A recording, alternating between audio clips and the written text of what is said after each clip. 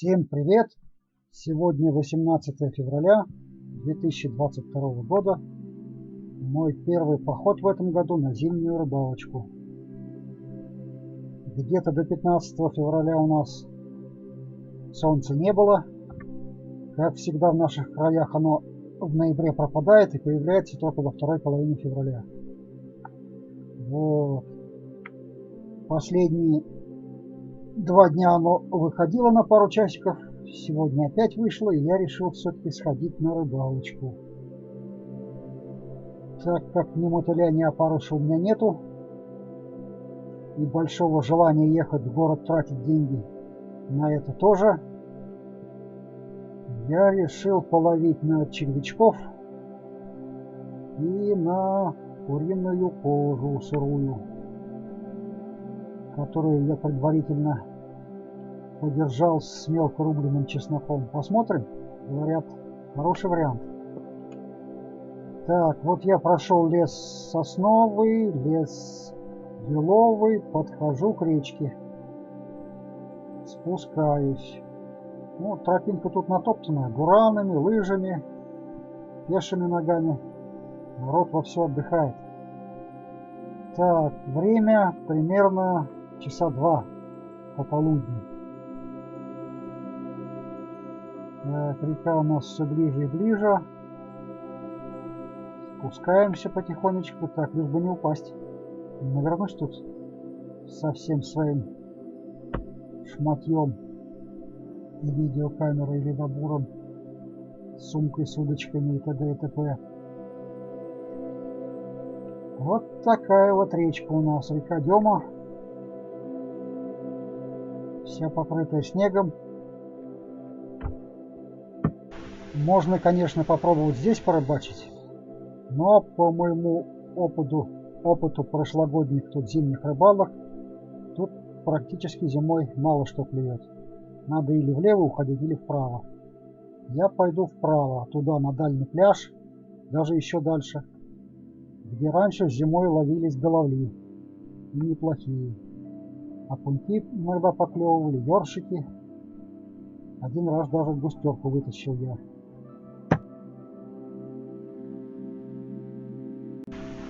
Так, тем временем я прошел полуостров, двигаюсь в сторону дальнего пляжа. Вот такие у нас тут офигительные пейзажи. Кажется, речка занесена, полностью покрыта льдом, но под снегом там могут быть сильные промоины. Вот какие-то животные тут ходили через речку, то ли заяц, то ли дикая собака. Дикая собака динго. Ну, скорее всего, собаки. Зайцев тут уже не осталось. Всех поубивали. Последнего зайца я видел лет 15 назад, во время сильного потопа, когда все тут затопило. И наши дачи стояли на островке. И по огородам бегал какой-то заяц, который не успел сбежать в лес. Вот. Солнце светит, лафа. Снег блестит. Вообще красота. Да, температура такая ниже 0, но не ниже 10 градусов. Ну, где-то там, я не знаю, градусов 7, наверное, 8. Вот, приближаемся к дальнему пляжу. Вон он там. Раньше я тут любил летом купаться, бегать, аэробикой водной заниматься. Сейчас уже этим не занимаюсь. Да, вот здесь вот на повороте перед пляжем ловились осенью неплохие головли. Даже пару налимов я вытащил как-то. Вот тут опять кто-то через речку ходил. Из леса через речку. Так, продолжаем идти по лыжне. Но что-то я не верю, что она далеко идет эта лыжня. Так, вот мы и пришли к дальнему пляжу. Вот здесь народ тоже летом купается, рыбачит. Вот тут типа такой отмели, место впадения там от Старицы на противоположном берегу. Вон там вон. Там я, кстати, ловил окуньков, головлей зимой. Ссылку поставлю сверху. Так, и лыжня здесь закончилась. На противоположный берег я не рискну пойти. Там, кстати, у меня зимой перед Новым годом как-то налим сорвался. Просто леску оборвал и все, и ушел. Пытался я его вытащить на стук, так и не смог. Прямо это было перед Новым годом, не помню, 30-го, 31-го или 22-го, 30-го, наверное, пару лет назад. В этом году я зимой ходил, в прошлом, в конце прошлого тоже пытался на стук половить, но ничего не вышло. Правда, ловил я слева от входа в реку, где я вам показывал, я пошел направо, там я пошел налево, минут 5 пробурил, были у меня карасики замороженные, ротанчики и даже один окунек. Ничего не поймал. Часик посидел, бесполезно. А мы с вами, дорогие мои зрители и слушатели, практически пришли на место лова. Вот здесь я раньше ловил с приятелями головлей, левшей. Один раз густерку вытащил даже. Дороги нет, идем по полузаметенному следу от бурана. И сапоги начали проваливаться в снег, а потом и в воду. Сверху льда стоит вода, примерно полметра. Проваливаешься почти по колено. Так, вот здесь я, наверное, и остановлюсь. Тут и попытаюсь несколько лунок пробурить и попробовать чего-нибудь половить. На червя, на куриную кожу. Так, тут как бы тут местечко-то выбрать? Тут не присядешь никак. Ладно, сейчас что-нибудь придумаем. Главное не зачерпнуть воды сапогами, а то рыбалке точно придет конец. Придется быстренько идти домой. В мокрых сапогах, носках я сидеть не хочу, здоровье дороже. Ну, вроде пока не начерпал. Так, ладно, сейчас снег попробуем раскидать и как-нибудь устроиться здесь. Вот здесь мы сегодня с вами будем рыбачить. Лунки 3 я пробурю. Закину 3 удочки. Парочку на стоячку, как донки. И одной активно поработаю. Ну, предварительно попробую там еще блесну. Или... как он называется-то? Воблер, поппер, забыл. Горизонтальная зимняя блесна-то. Подскажите, как называется? Совсем памяти не стало. Вспомнил, ребята, как он называется. Называется он балансир. Вот такой вот странный у нас лед. Видите, как сапог проваливается? Сверху льда еще стоит вода. Где-то полметра. Не меньше. Так, вот я пробурил первую лунку. Лед довольно толстый под водой, не меньше метра, а то и больше.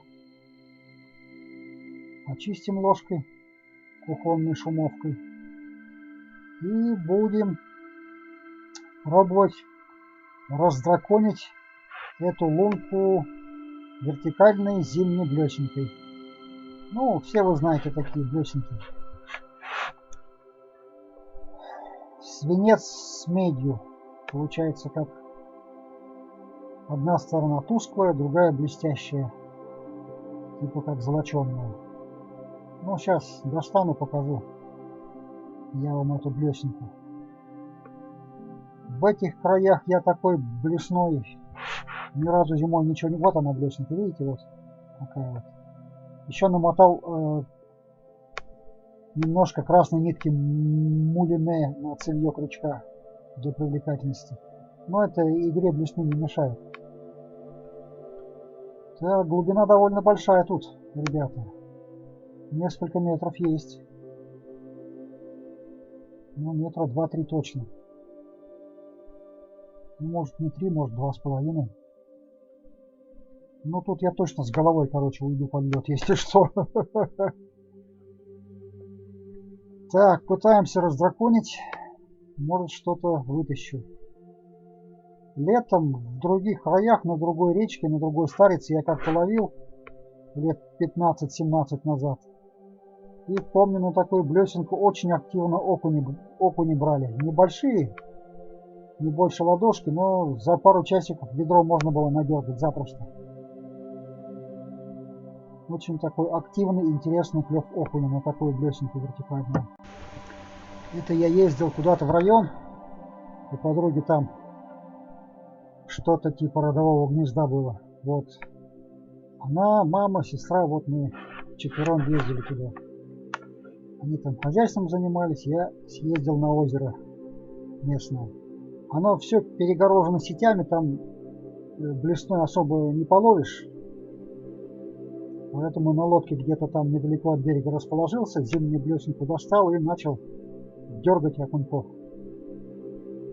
Потом местные привалили, что-то они смотрели на меня, но что-то так и не решились напасть. Как-то спокойненько мы собрались все, втроем лодку погрузили, уехали с ведром окуней. Так, на зимнюю вертикальную блесенку не клюет. Попробую-ка я современный балансир достать. Может, с ним что-нибудь интересное поймаю. Ну, рабочих балансиров у меня немного. Где-то парочка. Вот сейчас достану, покажу вам. Такой ярко-желтый, бело-оранжевый балансирчик. Так, блесенку я собираю. Все. На блесенку ничего не клюет. Достаю балансирчик и на него попробую ловить. Может, что-нибудь на него попадется все. Вот он, мой любимый желтый балансирчик. Уже проверенный. Окушков я на него уже ловил. Не в этом, а пару лет назад.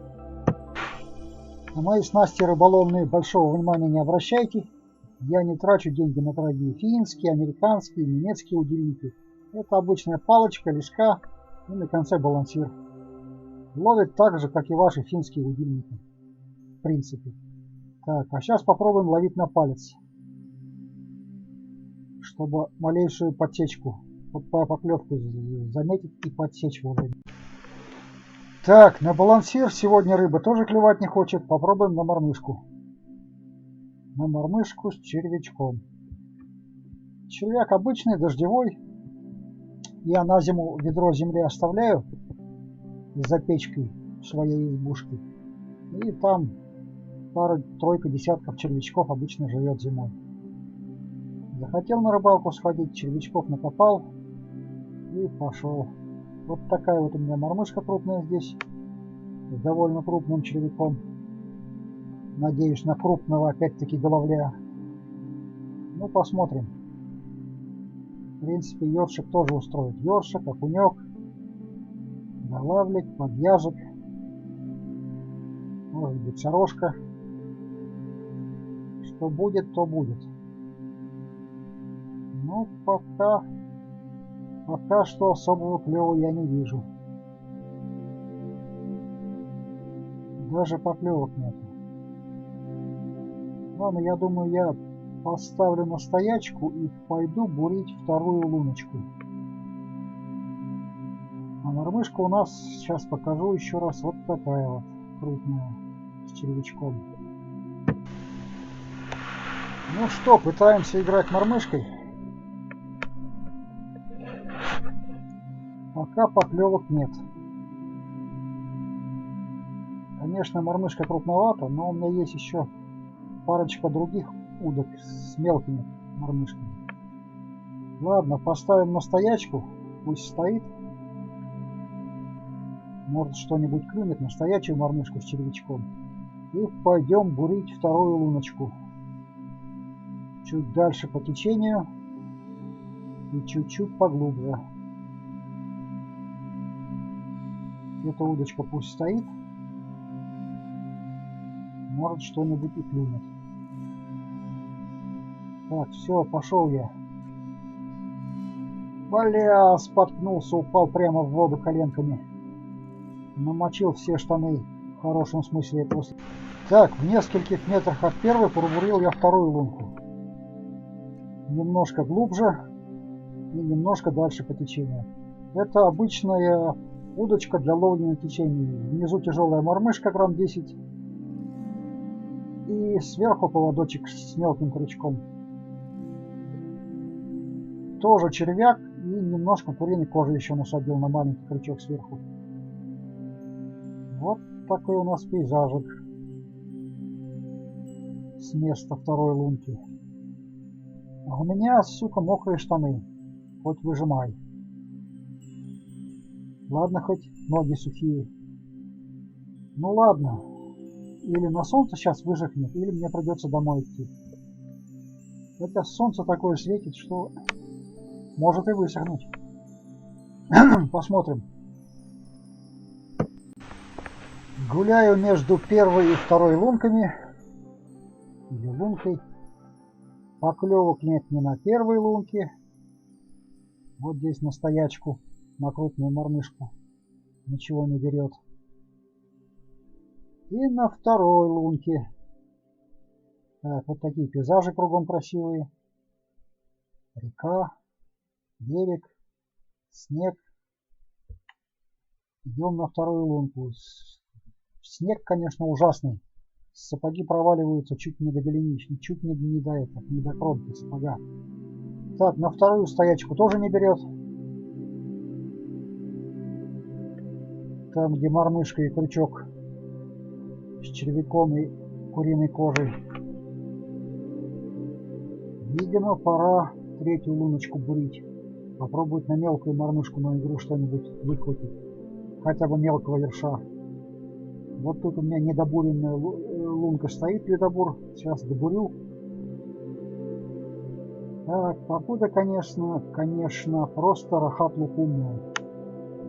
Солнце светит, морда загорает, мокрые штаны сохнут. Ветерок такой средний. Нормально. А вот и наша третья лунка ребзя. Тут у нас мелкая мормышка с мелким червячком на конце. Ну, размером где-то с крупного мотылика.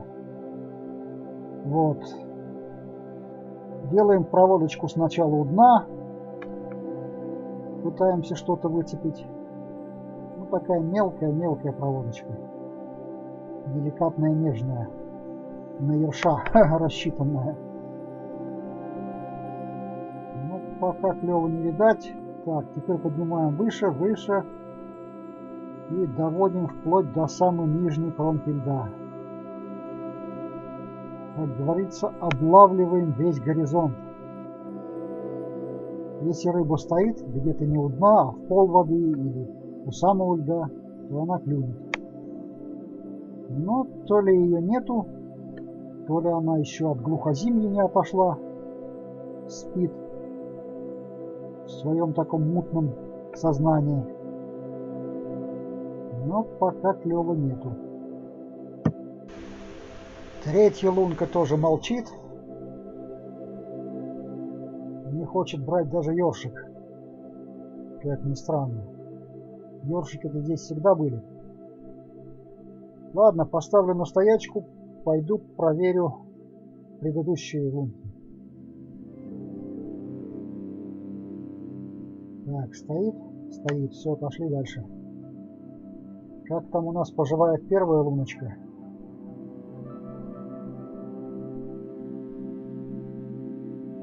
Так, идем. Проваливаемся в воду. Почти до колена.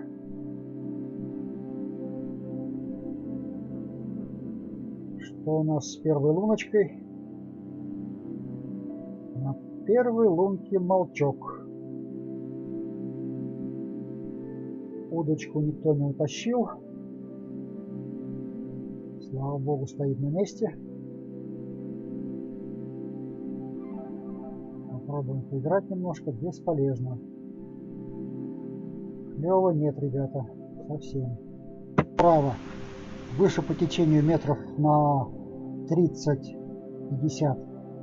Видите, где сломанное дерево? Там мое место летнего лова. Там я обычно рыбачу. В прошлом году там это дерево сломалось и рухнуло в воду.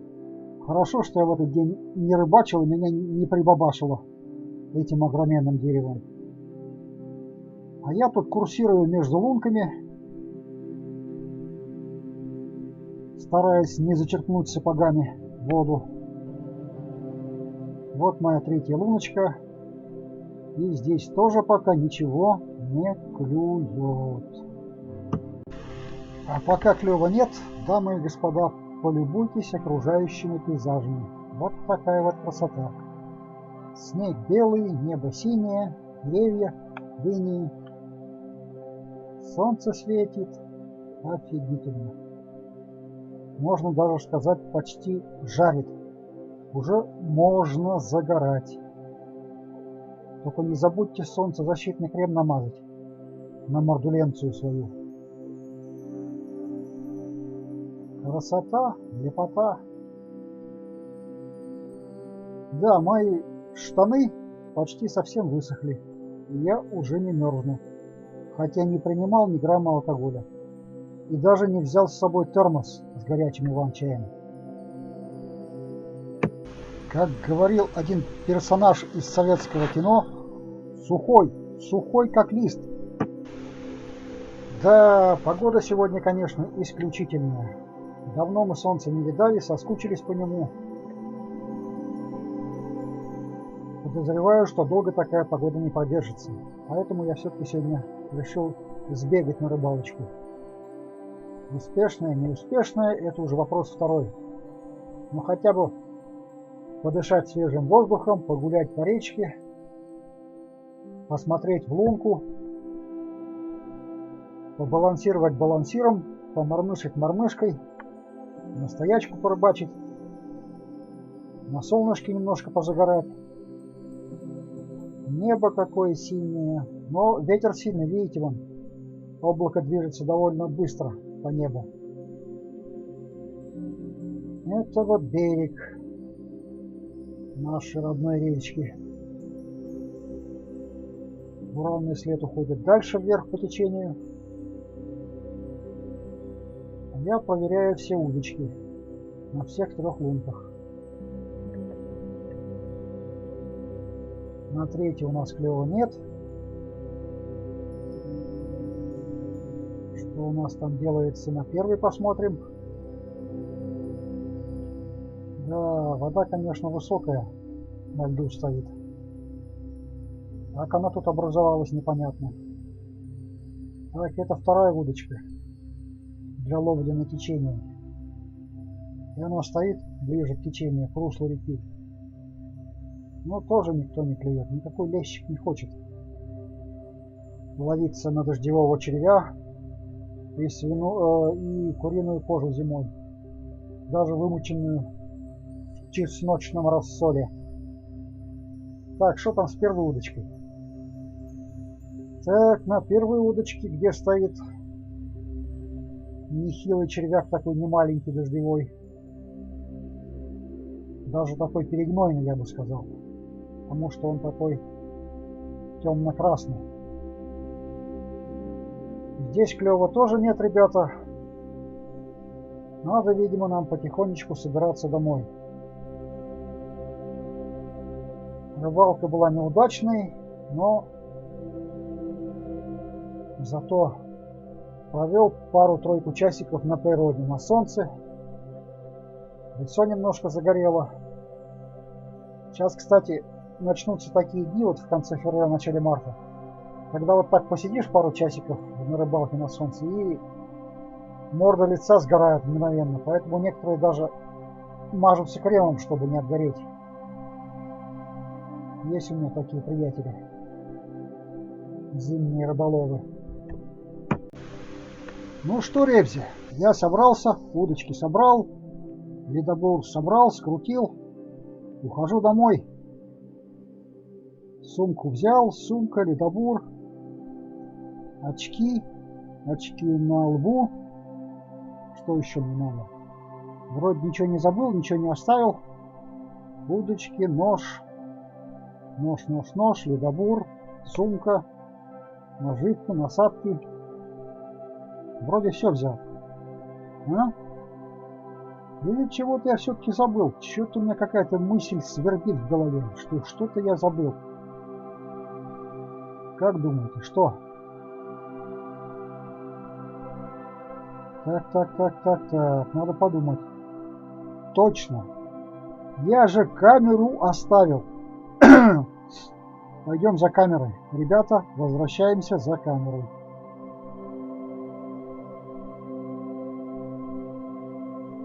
Камера у нас хоть и дефективная.